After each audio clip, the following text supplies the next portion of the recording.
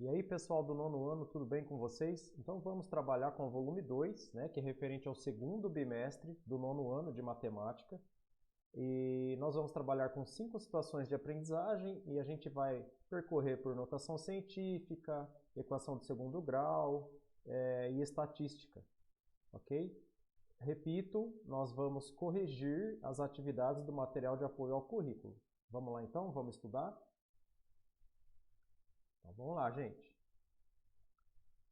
A primeira situação de aprendizagem, né, ela já traz uma atividade falando de operação com notação científica. Então vamos fazer a leitura. Atividade 1, operando com notação científica.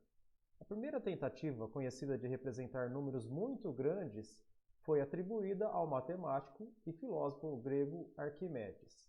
Em sua obra O Contador de Areia, ele desenvolveu um método de representação numérica para estimar a quantidade de grãos de areia do universo.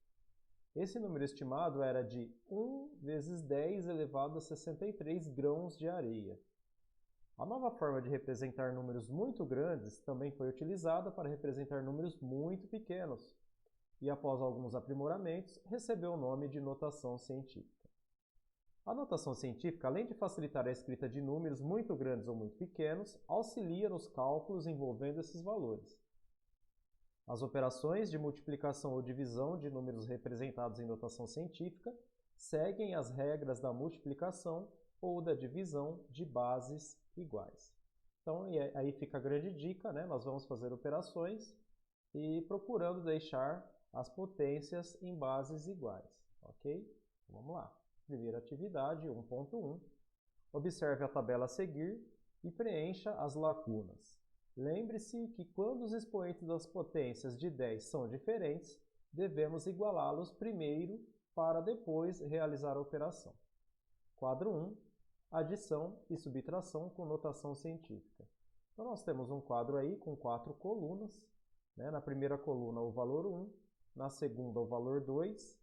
Na terceira, ele pede a soma do valor 1 com o valor 2. E na quarta, ele pede a subtração do valor 1 com o valor 2.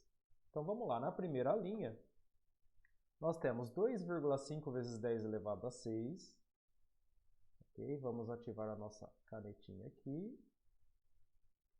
Certo?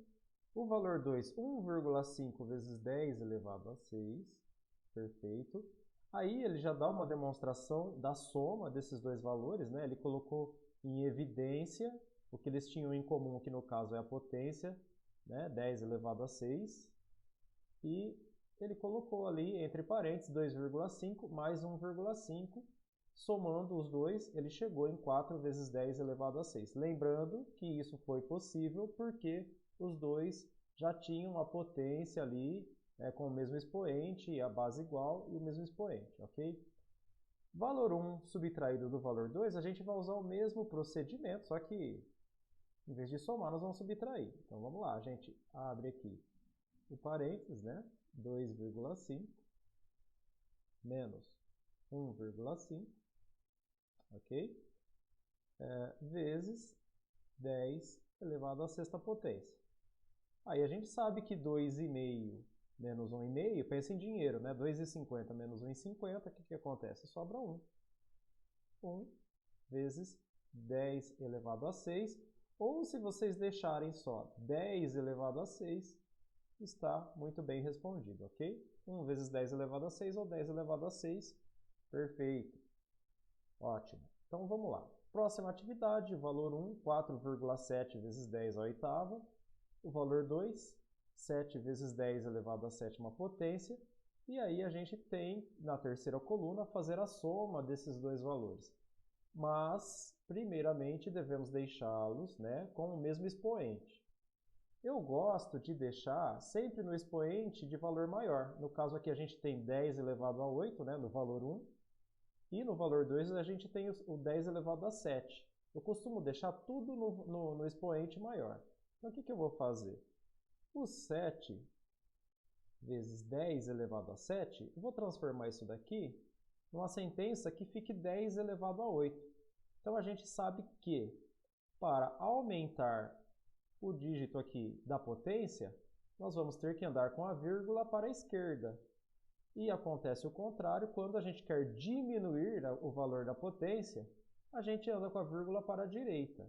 Então, vamos lá. Então, como eu quero aumentar, né, o valor de 7 para 8, eu vou andar uma casa para a esquerda. Então, se eu tenho 7 e vou andar uma casa para a esquerda, eu vou encontrar o valor de 0,7, agora sim, né, com 10 elevado à oitava potência.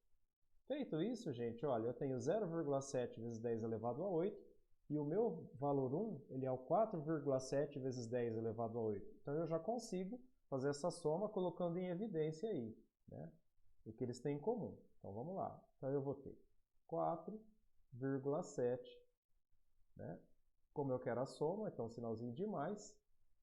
O meu valor 2 agora passa a ser 0,7, porque eles estão sendo multiplicados, ambos, por 10 elevado a 8, que é o que eles têm em evidência aqui, né?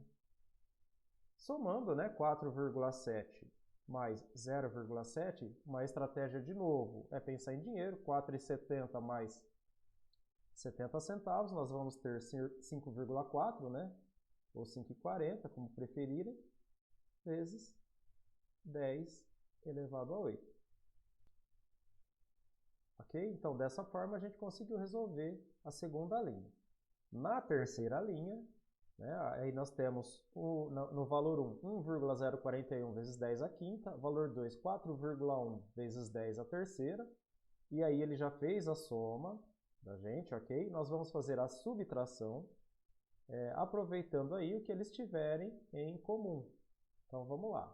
A gente já consegue perceber aqui, olha, na segunda coluna, ele já deixou para a gente pronto essa parte, ó, o 104,1 e o 4,1, ambos multiplicados por 10 elevado a 3, certo? Aqui, o que a gente vai fazer só? Pegar esses valores e subtraí-los. Então, ficaria 104,1, né? Em vez de mais, que acontece aqui na terceira coluna, porque ele pede a soma, nós vamos colocar um sinal de menos, que é a subtração, né? De 4,1 vezes 10 a terceira, porque aí ele já fez os procedimentos para deixar com a potência ali de mesma base e mesmo expoente. Ok? Realizando aqui 104,1 menos 4,1, a gente vai chegar em 100. 100 vezes 10 elevado à terceira. Ok? Transformando isso em notação científica, a gente sabe que para eu andar com a vírgula duas casas para a esquerda até chegar no 1, se eu andar duas casas, eu aumento no expoente ali 2 dígitos. Então, de 3 vai para 5. E aí a gente chega aqui, né, em 1 vezes 10 elevado à quinta potência. Perfeito? Então, na quarta linha agora, vamos analisar o que a gente tem. Uma dica que eu vou dar para vocês é a seguinte, olha. Ele fez a transformação aqui na última coluna, olha, se vocês puderem olhar, ele pegou o 4,4 vezes 10 elevado à quinta potência e fez uma transformação nele, para deixar em expoente, né, de base 10 elevado a 8. Provavelmente, né, então com certeza a gente sabe que esse é o valor que foi trabalhado, então ele provavelmente é o valor 2. Então vamos aqui, a gente vem aqui no valor 2, né? Coloca ele, 4,4 vezes 10 elevado à quinta potência. Se a gente olhar aqui na parte de baixo, olha, para ele ter feito essa transformação aqui, é porque tinha um outro valor de mesma base, mas o expoente era diferente. Ele precisou deixar os expoentes iguais.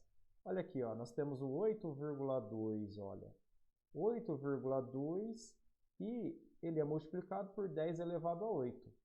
Então, sem erro, né, gente? Sem medo de ser feliz, a gente pega esse valor, já traz ele aqui porque ele é o valor 1.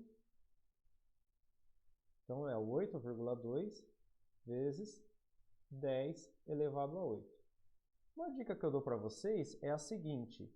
Como o exercício ele já nos possibilita, né, aqui analisar a quarta coluna e já ver as transformações, vamos já aproveitar o que ele me deixa aqui de de anotação, né, de procedimento já pronto, e só fazer a operação que pede, que na terceira coluna ele pede apenas para somar.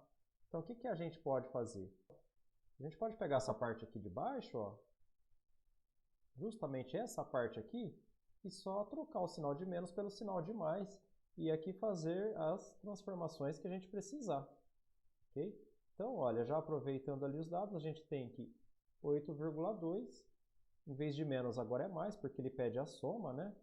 0,0044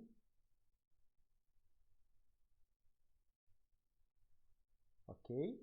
Fecha parênteses, vezes 10 elevado a 8, eu vou conseguir chegar aqui, né, no que ele pede. Fazendo a soma, nós teremos 8,2 mais 0,0044, nós teremos 8,2044 vezes 10 elevado à oitava potência. Ok, pessoal? Dessa forma, nós resolvemos, então, a atividade 1.1, que está aí na página 65 do caderno do aluno. Agora, partindo para a atividade 2, né, o universo, números que impressionam. As distâncias no universo são medidas em anos-luz, ou seja, cada ano-luz representa a distância percorrida pela velocidade da luz em um ano. A velocidade da luz é de aproximadamente 3 vezes 10 elevado à oitava potência metros por segundo, né? 3 vezes 10 elevado a 8 metros por segundo. Então, a letra A pede o seguinte: escreva essa distância com todos os dígitos. Então, gente, para a gente ter uma referência, a gente pode colocar a letra A aqui em cima. Ok? E vamos lá. Primeiro, como ele diz o seguinte, olha, 3 vezes 10 elevado a 8 metros por segundo, e ele está falando que isso é a velocidade da luz em anos-luz, né?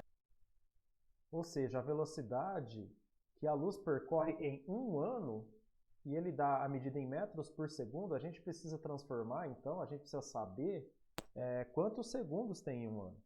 Então, a gente começa. Bom, vamos fazer uma transformação básica aqui. Bom, um ano tem 365 dias, ok? Cada dia tem 24 horas, então eu preciso multiplicar isso por 24. Cada hora tem 60 minutos, então eu preciso multiplicar isso por 60.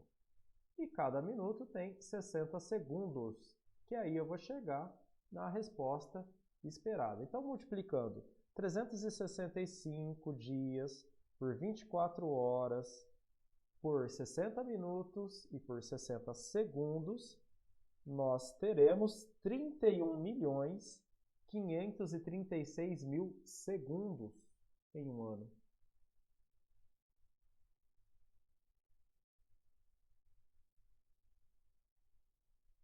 Aí vocês podem perguntar, nossa, mas será que eu preciso fazer manualmente essas multiplicações? Não, se vocês tiverem uma calculadora aí, pode multiplicar, sem problema, né?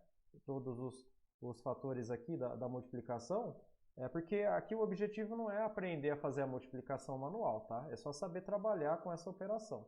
Então, vocês podem fazer tranquilamente esses valores, multiplicar, né? 365 vezes 24, vezes 60, vezes 60, e aí vocês encontrarão a resposta em segundos, ok? Então, a gente sabe que tem 31.536.000 segundos em um ano.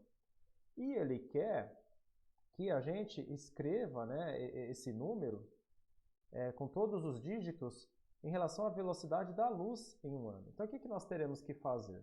Pegar esse valor aqui que nós acabamos de calcular, né, 31.536.000, e multiplicar isso em segundos, né? E multiplicar pela velocidade da luz, mas esse número por extenso, né? Porque esse número, 3,10 elevado a 8 metros por segundo. E a gente colocando esse número por extenso, nós teremos um 3 com 8 zeros, né? Que, na verdade, são 300 milhões. Como é uma multiplicação, gente, a gente percebe que vai ser um número muito grande, né? Porque nós temos dois números na ordem dos milhões sendo multiplicados aí.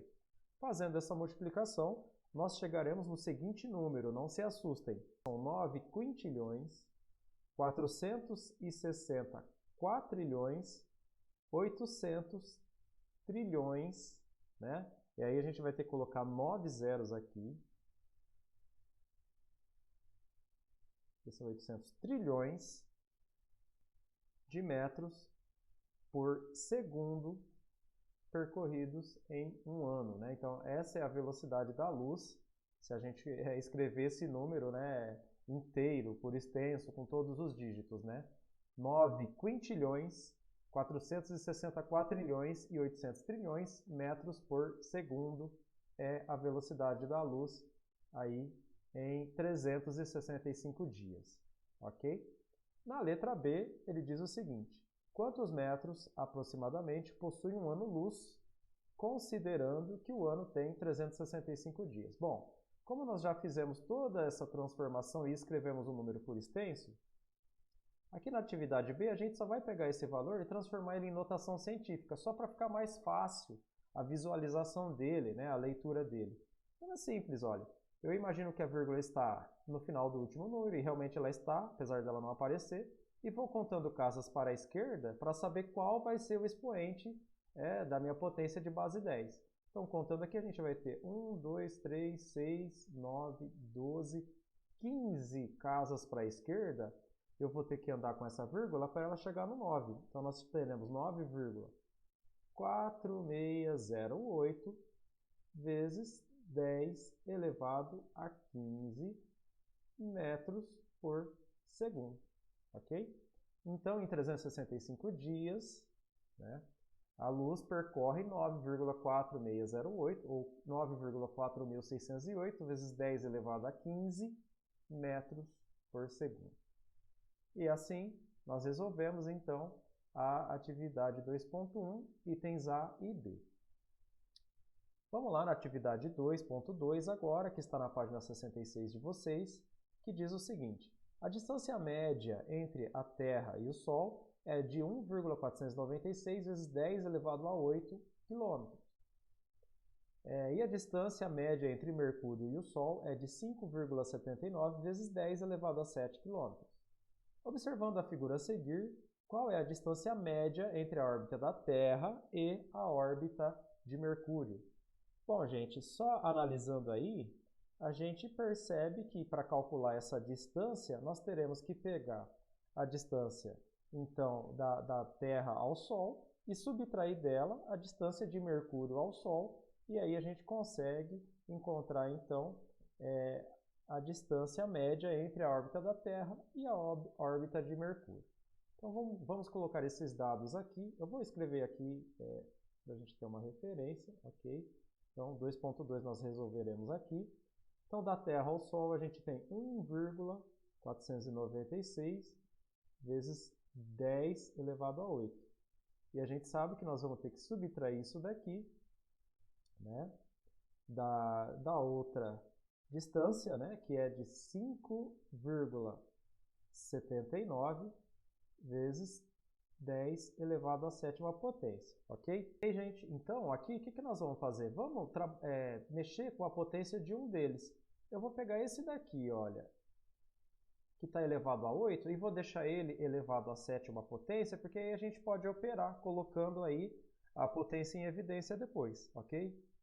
Então, 1,496 vezes 10 elevado a 8, se eu quiser deixar em 10 elevado a 7, eu vou diminuir um dígito aqui na potência, e para isso eu tenho que andar uma casa para a direita com a vírgula. Então, esse número vai deixar de ser 1,496 e vai se tornar 14,96. Aí sim, agora eu tenho vezes 10 elevado à sétima potência, ok? E dele eu tenho que subtrair 5,79 vezes 10 elevado à sétima potência. Beleza. Agora a gente pega e coloca em evidência que eles têm em comum, que é a potência de base igual, né? De base igual, expoente igual. Então o que a gente faz? Abre parênteses, coloca os valores que eu quero subtrair, que é o 14,96, né, menos 5,79, fecha parênteses, ambos multiplicados por 10 elevado à sétima potência. Fazendo aqui, gente, essa subtração, nós encontraremos o número 9,17 vezes 10 elevado a 7 a potência de quilômetros de distância entre as órbitas da Terra e Mercúrio. Ok? Diante disso, nós resolvemos então a atividade 2.2. Partindo para a próxima atividade, nós temos o seguinte, atividade 2.3.